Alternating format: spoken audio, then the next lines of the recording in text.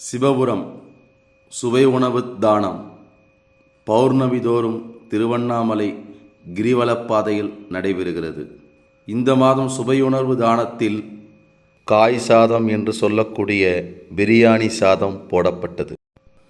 புண்ணியம் செய்து புண்ணியம் சேர்ப்போம். சிவபுரத்தில் செய்யப்படும் சுவை உணர்வு தானம் பழைய வினைகளை போக்குவதற்காகவோ பாவங்களுக்கு பரிகாரமாகவோ செய்யப்படுவதில்லை.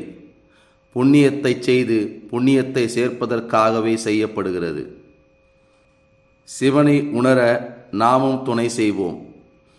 புண்ணியங்களிலெல்லாம் பெரிய புண்ணியம் ஒருவன் சிவனை நாடவும் சிவனை உணரவும் துணை செய்வதே ஆகும். வாரீர் வாரி வழங்குவீர்.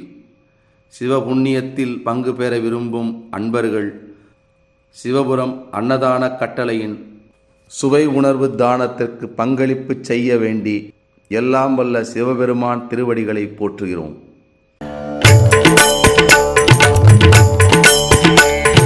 அன்னம் வாழிக்கும் பிள்ளை சிற்றம்பலம்